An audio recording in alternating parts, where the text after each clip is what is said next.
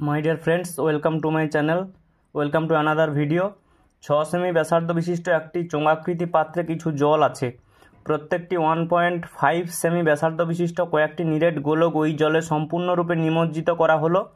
পাত্রের জলতল 2 সেমি তুলতে কতগুলি গোলক প্রয়োজন? তাহলে চোঙের ব্যাসার্ধ সমান আর সমান 6 সেমি দেওয়া আছে। 2 সেমি উচ্চতা বিশিষ্ট জলের আয়তন, মানে দেখো এখানে এই যে ধরো এতটা জল ছিল, এই 2 সেমি উচ্চতার জল তুলতে হবে। তাহলে এই যে জায়গাটা, এই পোর্শনটা দেখো, এই পোর্শনটাও একটা শঙ্কু আকৃতির, তাহলে সরি লম্ববৃত্তাকার চোঙ আকৃতির। তাহলে এই লম্ববৃত্তাকার চোঙের যা আয়তন, তাহলে 2 সেমি জল উচ্চতার জলের সেই আয়তন হবে। তাহলে এটাও তো সেই ব্যাসার্ধ হবে তোমার 6 সেমি। তার জন্য লেখা হয়েছে 2 সেমি উচ্চতা বিশিষ্ট জলের আয়তন সমান পাই আর স্কোয়ার ইন্টু এইচ। এইচ মানে 2 সেমি উচ্চতা, 2 আর হচ্ছে 6 স্কোয়ার ইন্টু 2 ঘন সেমি। এবারে এই জলটা উঠছে কেন? 1.5 সেমি ব্যাসার্ধ বিশিষ্ট কয়েকটি নিরেট গোলক ডোবানো হচ্ছে। কটি নিরেট গোলক ডোবানো হচ্ছে সেটা আমি বের করতে হবে। তাহলে একটা নিরেট গোলক ডোবালে নিরেট গোলকটার যা আয়তন, তত আয়তনের জল বাড়বে। এবারে এই আয়তনের জল বেড়েছে কেন? এই আয়তনের সমায়তন পরিমাণ তোমার গোলক ডোবানো হয়েছে, সেটা মেবি 10, 15, 20 যেটা হবে আমরা পাবো পরে। তাহলে একটা গোলকের আয়তন হচ্ছে 4/3 পাই 1.5 এর হোল কিউব ঘন সেমি। তাহলে ধরে নিলাম এক্সটি গোলক নিমজ্জিত করলে জলতল 2 সেমি উঠবে। তার মানে এক্সটি গোলক জলে ডোবালে জলতল 2 সেমি উঠবে, মানে 2 সেমি উচ্চতার নিরেট 2 সেমি উচ্চতার যে জলতল, মানে 2 সেমি উচ্চতার জলতলটা কেমন? 2 সেমি উচ্চতার জলতলটাও কিন্তু 2 সেমি উচ্চতা বিশিষ্ট একটি লম্ববৃত্তাকার চোঙ, যার ব্যাসার্ধ হচ্ছে 6 সেমি। ভূমির ব্যাসার্ধ বলো, জলতলের উপরের ব্যাসার্ধ বলো, একই ব্যাপার। তাহলে এক্সটি গোলক নিমজ্জিত করলে জলতল 2 সেমি উঠবে। তাহলে এক্সটি গোলকের আয়তন সমান 2 সেমি উচ্চতা বিশিষ্ট চোঙাকৃতি পাত্রের জলের আয়তন। এই কথা লিখে দিয়েছি, এটা পরীক্ষায় লেখার দরকার নেই, তোমরা সরাসরি প্রশ্নানুসারে লিখে দেবে। এক্স ইন্টু একটি গোলকের আয়তন সমান 2 সেমি উচ্চতার জলতলের যে আয়তন। তাহলে এক্স ইন্টু 4/3 পাই 1.5 এর হোল কিউব সমান পাই 6 স্কোয়ার ইন্টু 2। এই জন্য পাইর মান বসিয়েছিলাম না, পাই কেটে দেবো বলে, দেখো পাই কেটে দিলাম। তাহলে এক্স সমান কী হবে? এই 3 উপরে যাবে, 4 নিচে যাবে, 1.5 এর হোল কিউব মানে 1.5 3বার নিচে হবে, আর 6 স্কোয়ার মানে 6 ইন্টু 6। এবারে দেখো কাটাকুটি করা হয়েছে, 6 ইন্টু 6 ইন্টু 2 3 10 দুবার কেন, এই যে 3বার কেন হচ্ছে তোমার 1.5 এর দশমিক উঠে গেলে বাই 10 হবে, সে 10টা উপরে চলে যাবে, 3টে 10। এবারে কাটাকুটি করলে দেখো 16 হচ্ছে। তাহলে 16টি নিরেট গোলক জলে ফেললে, মানে ওই পাত্রের মধ্যে ফেললে পাত্রের জলতল 2 সেমি উপরে উঠবে। এরপরে দেখো cosec square X minus cot square Y equal to 1 হলে এক্স মাইনাস ওয়াই সমান কত? তাহলে cosec square X minus cot square Y সমান 1। তাহলে এবারে এই মাইনাস কট স্কোয়ার এর পাশে এলে প্লাস কট স্কোয়ার ওয়াই, তাহলে 1 প্লাস কট স্কোয়ার ওয়াই মানে কি হয়? Cosec square Y. কেন? কোসেক স্কোয়ার থিটা সমান 1 প্লাস কট স্কোয়ার থিটা হয়। তাহলে দুদিক থেকে কোসেক স্কোয়ার অপারেটর উঠে গেলে, বা কোসেক স্কোয়ার এক্স সমান কোসেক স্কোয়ার ওয়াই হয়েছে, মানে কি কোসেক এক্স সমান কোসেক ওয়াই। সেখান থেকে আমরা কি পাচ্ছি? এক্স সমান ওয়াই। তাহলে এক্স মাইনাস এই ওয়াই পাশে এলে মাইনাস এক্স মাইনাস ওয়াই সমান 0 হয়ে গেল। এরপরে দেখো একটি বৃত্তের ব্যাসার্ধ 10 সেমি, একটি জ্যায়ের দৈর্ঘ্য 12 সেমি, কেন্দ্র থেকে ওই জ্যায়ের দূরত্ব কত? তাহলে আমি কেন্দ্রবিন্দু ও লেখা হয়েছে ওবি, তোমার এখানে কত? ওবি হচ্ছে 10 সেমি মানে ব্যাসার্ধটা। এবারে এবি মানে জ্যায়ের দৈর্ঘ্যটা কত? 12 সেমি। আর ব্যাস নয় এরূপ কোনো জ্যায়ের ওপর কেন্দ্রবিন্দু থেকে তোমার লম্ব অঙ্কন করলে সেটি জ্যাকে সমদ্বিখণ্ডিত করে, তোমরা জানো। তার মানে এপি যা পিবি তা। তাহলে এপি পিবি সমান হলে 12/2 সমান 6, এপিও 6 পিবিও 6। সমকোণী ত্রিভুজ ওপিবি এর তাহলে অতিভুজ কোণটা? সমকোণের বিপরীত বাহু, মানে ওপিবি এই কোণের বিপরীত বাহু হচ্ছে ওবি হচ্ছে অতিভুজ স্কোয়ার সমান লম্ব স্কোয়ার প্লাস ভূমি স্কোয়ার। পিথাগোরাসের উপপাদ্য অনুযায়ী তোমরা জানো। তাহলে ওপি স্কোয়ার থাকলো, ওপি স্কোয়ার আমার জানা নেই। পিবি হচ্ছে 6, তাহলে 6 স্কোয়ার সমান ওবি হচ্ছে 10 স্কোয়ার। এখান থেকে ওপি স্কোয়ার সমান 100, মানে 10 স্কোয়ার 100 মাইনাস 6 স্কোয়ার মানে 36। তাহলে ওপি স্কোয়ার সমান 64, তাহলে ওপি সমান √64 8। এখান থেকে তোমরা পারবে আরামসে। তাহলে ওপি সমান কত হলো? 8 সেমি। দুটি বৃত্তের ব্যাসার্ধের দৈর্ঘ্য কত? 8 সেমি ও 3 সেমি। তাদের কেন্দ্রদ্বয়ের দূরত্ব 13 সেমি, বৃত্ত দুটি সরল সাধারণ স্পর্শকের দৈর্ঘ্য নির্ণয় করো। তাহলে এই যে ছবি এঁকেছি দেখো, দুটা বৃত্ত, একটা বড় বৃত্ত, একটা বড় ব্যাসার্ধের বৃত্ত, 8 সেমি ব্যাসার্ধের বৃত্ত, একটা 3 সেমি ব্যাসার্ধের বৃত্ত।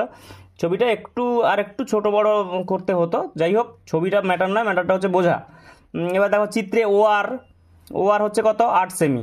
এবারে পিকিউর ব্যাসার্ধ 3 সেমি, মানে ও এই পি কেন্দ্রীয় বৃত্তের ব্যাসার্ধ হচ্ছে তোমার পিকিউ, সেটা হচ্ছে 3 সেমি। আর ও কেন্দ্রীয় ব্যাসার্ধের বৃত্ত হচ্ছে ও আর, এটা 8 সেমি, বড় বৃত্ত। এবারে আরএস মানে এই জায়গাটা, তাহলে আরএস মানে কি, এইটা তো এইটা সমান্তরাল, ওপি সমান্তরাল কিউএস, তার মানে ওএস যা কিউপি তা। তাহলে আরএস কি হবে, ও আর থেকে ওএসটা বাদ চলে যাবে, মানে ওএস মানে কি পিকিউ, তাহলে হচ্ছে 8 - 3 = 5। তাহলে আরএস বা এসআর সমান কত পেলাম, তোমার 5 সেমি। এবারে ওপি সমান এস কিউ সমান 13। দেখো ওপি যা এস কিউ তো আমি এক্ষুনি বলেছিলাম, তাহলে ওপি যদি কেন্দ্রদ্বয়ের দূরত্ব 13 দিয়েছে, তার মানে ও থেকে পি বিন্দুর দূরত্ব হচ্ছে 13, তার মানে এস থেকে কিউ বিন্দুর দূরত্ব এস কিউ সমানও 13। এবারে কোণ এস আর কিউ 90 ডিগ্রি, কেন, যেহেতু ও আর লম্ব কি আর কিউ। তোমরা জানো তোমরা স্পর্শকের উপর বৃত্তের ব্যাসার্ধ কি হয়, লম্ব হয়।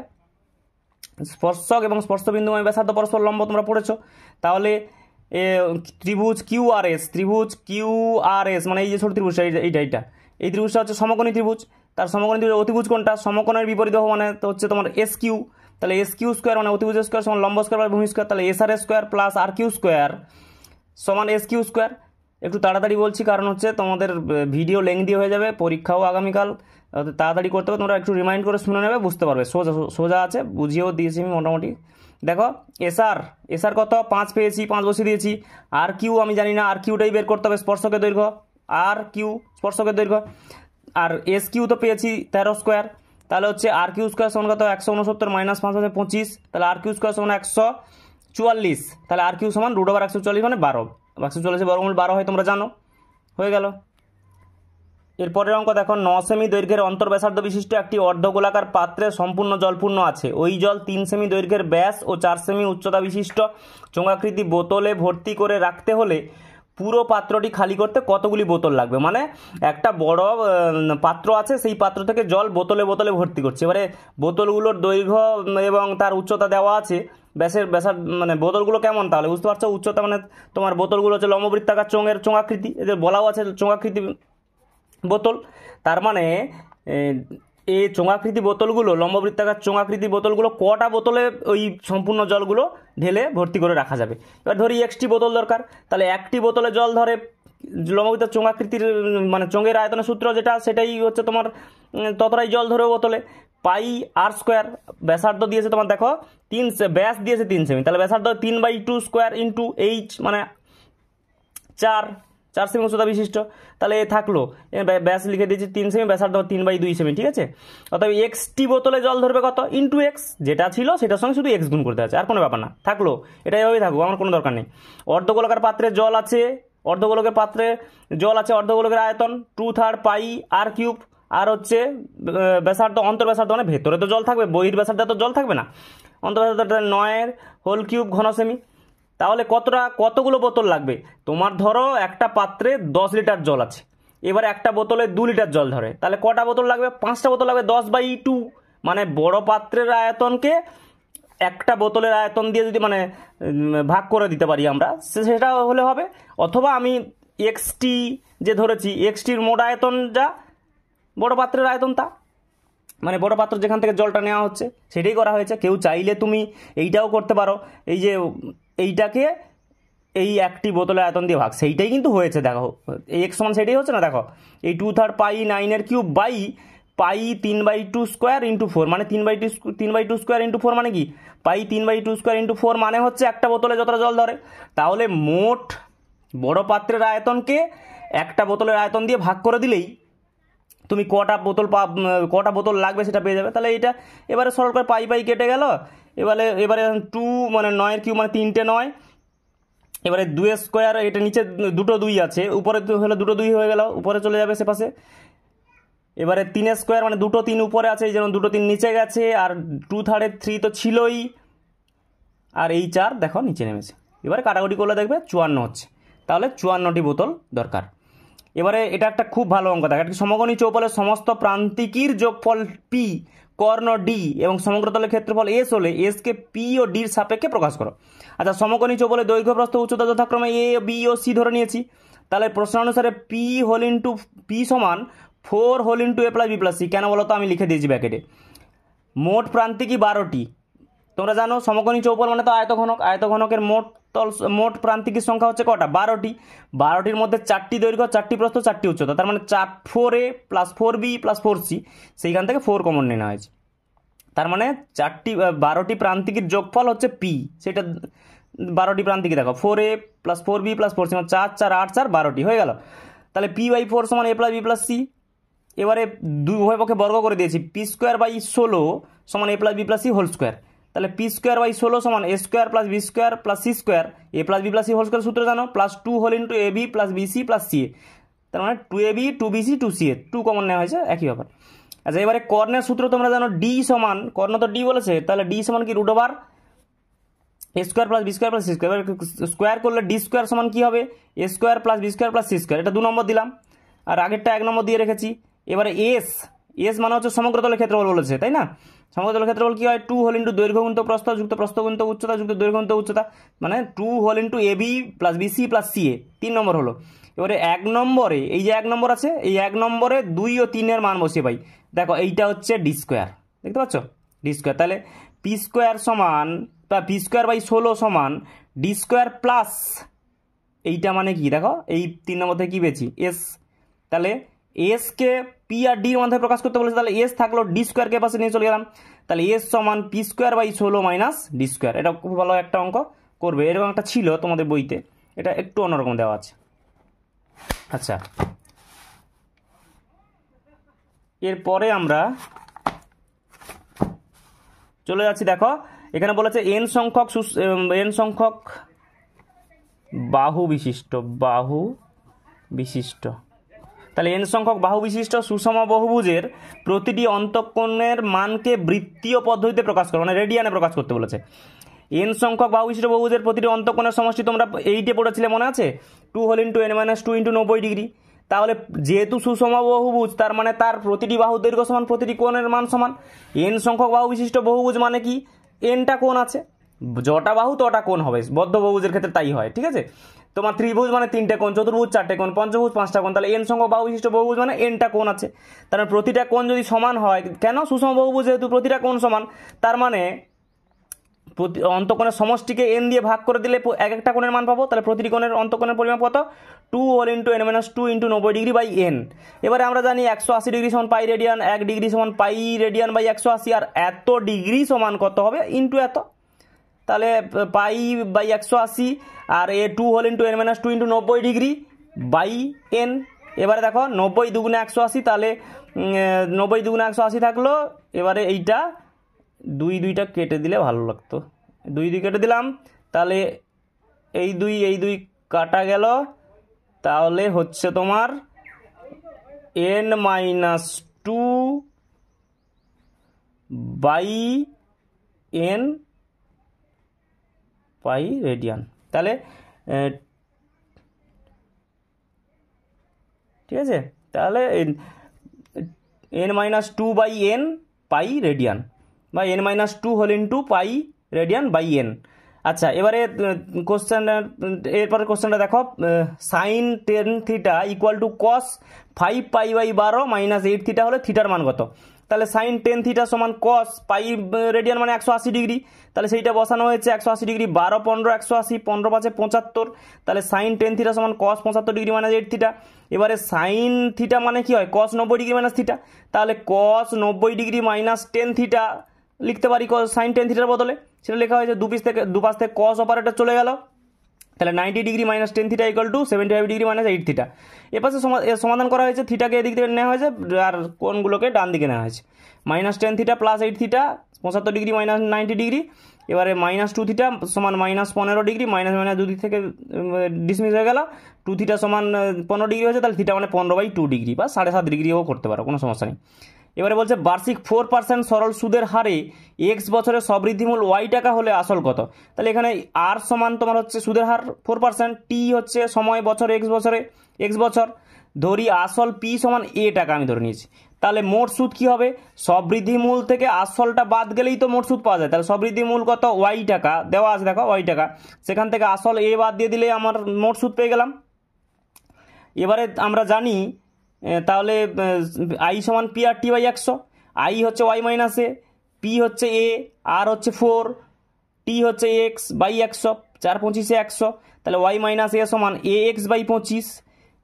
এবারে এখানে দেখো ওয়াই সমান তাহলে এ এক্স বাই 25, এই যে ওয়াই মাইনাস এ সমান এ এক্স বাই 25 ছিল, তাহলে ওয়াই সমান কী হবে, এ এক্স বাই 25, এই মাইনাসে এ পাশে গেলে প্লাসে, তাহলে এ এক্স বাই 25 প্লাসে, তাহলে ওয়াই সমান, এবারে এটা ভগ্নাংশের যোগ হয়েছে, লসাগু 25, এ এক্স প্লাস 25, তাহলে ওয়াই সমান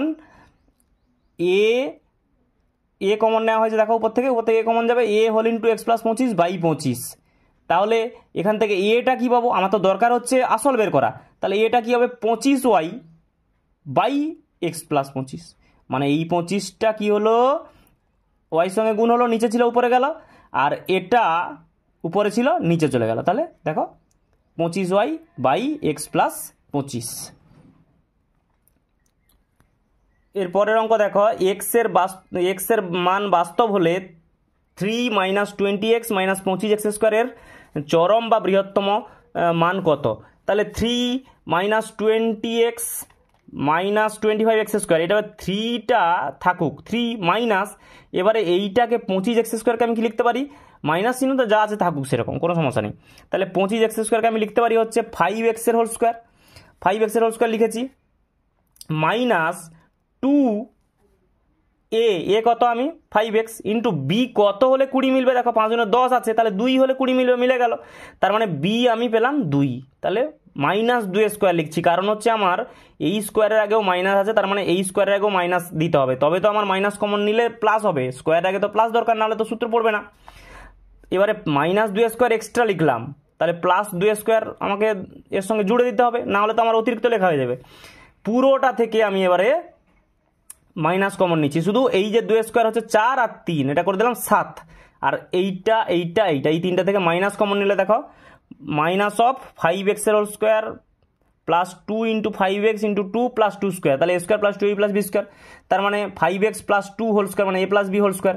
এবারে দেখো এইটার ভ্যালু, এক্স এর ভ্যালু যাই হোক না কেন, এইটার ভ্যালু কখনো নেগেটিভ হবে না। এই যে দেখো সর্বনিম্ন মান কত হবে এর, 0, কেন এর ভ্যালু মাইনাস হলেও স্কোয়ার করলে প্লাস হবে, তাহলে এই পুরোটার ভ্যালু মাইনাসে আসুক কি প্লাসে আসুক সেটা নিয়ে মাথা ব্যথা নেই, যাই আসুক না কেন যেহেতু স্কোয়ার আছে, তার মানে এর ভ্যালু অলওয়েজ, মানে এই যে পুরো বস্তুটা এর ভ্যালু কখনোই 0 থেকে ছোট হবে না, মানে নেগেটিভে হবে না, এই জন্য লিখেছি >= 0। তার মানে এ যত বাড়তে থাকবে, এই যে এই হোল স্কোয়ার যত বাড়তে থাকবে, এই পুরো রাশিটার মান 7 থেকে তত কমতে থাকবে, তার মানে সবচেয়ে লোয়েস্ট কত, মানে লোয়েস্ট মানে এর মানটা যত লোয়েস্ট, সবচেয়ে লোয়েস্ট কত, মানে সবচেয়ে কম কত, এর সবচেয়ে ছোট মান হচ্ছে 0, 0 থেকে তো কম হবে না, এর যত 0 মানে এর অন্য যে মানই হোক না কেন তার স্কোয়ার করলে প্লাস হয়ে যাবে, তাহলে 0 সবচেয়ে ছোট মান, সেই সবচেয়ে ছোট মানের জন্যই 7 - 0 মানে তোমার বড় মানটা পেয়ে যাব এই পুরো রাশিমালাটার, তাহলে এই পুরো রাশিমালাটার বৃহত্তম মান কত হবে 7। এবারে দেখো পরের question, 1/x + 1/y ভ্যারাইজাজ 1/x + y হলে দেখাও যে x/y + y/x এর মান ধ্রুবক। এটা একদম সোজা অঙ্ক, লসাগু করে দিয়েছি আমি একদম, xy উপরে y + x সমান চিহ্ন করে দিয়েছি, প্রপোর্শনাল টু চিহ্ন উঠে গিয়ে তাহলে ধ্রুবকে চলে এলো k/x + y, তাহলে x + y হোল স্কোয়ার, এটা তো x + y, y + x মানে x + y, x + y whole square by xy সমান k থাকলো। এবারে x + y হোল স্কোয়ার মানে কি a square plus 2a plus b square, মানে x square plus y square plus 2xy by xy = k। এবারে এটাকে খুলে লিখেছি x square plus y square by xy plus 2xy by xy লিখতে পারি আমি সমান k, তাহলে x square plus y square by xy তাকে খুলে লিখছি, আবার দেখো x square by xy plus y square by xy, আর এটা xy কেটে গেলে কি হবে 2 সমান k তো থাকলো, তাহলে এইটা একটা x কাটলে কি হবে x/y, আর এখানে একটা y কাটলে কি হবে y/x সমান k - 2, কে যেহেতু ধ্রুবক আর সংখ্যা 2 তো ধ্রুবক অবশ্যই, তাহলে k-2 হচ্ছে কি ধ্রুবক, তার মানে সমান চিহ্ন উঠে গিয়ে প্রপোর্শনাল টু চিহ্ন হয়ে যাবে, সমান তার মানে সমান চিহ্ন তুলে দিলে প্রপোর্শনাল টু চিহ্ন হবে, সেটা তোলার দরকার নেই, এখানে ধ্রুবকই প্রমাণ করতে বলেছে। তাহলে x/y + y/x সমান কি k-2, k-2 মানেই তো ধ্রুবক, তাহলে x/y + y/x সমান ধ্রুবক প্রমাণ হয়ে গেল। ভালো করে অঙ্কগুলো প্র্যাকটিস করবে, এর পরের ভিডিও আরও কয়েকটা অঙ্ক আমি দেবো, এর পরের ভিডিওটাই লাস্ট। চেষ্টা করব আমি পরের ভিডিওতে অনেকগুলো অঙ্ক দেওয়ার, আর যদি আমার ভয়েস দিতে দেরি হয়, কেন বুঝিয়ে ভয়েস দিতে হয়, তার জন্য যদি নেহাতি ভয়েস না দিতে পারি তাহলে আপাতত ছবি তুলে কয়েকটা গুরুত্বপূর্ণ অঙ্ক আমি আজকে সন্ধ্যের মধ্যে পোস্ট করব। ভালোভাবে পরীক্ষা দাও, আগামীকালের পরীক্ষার জন্য অনেক অনেক শুভেচ্ছা থাকলো, ধন্যবাদ।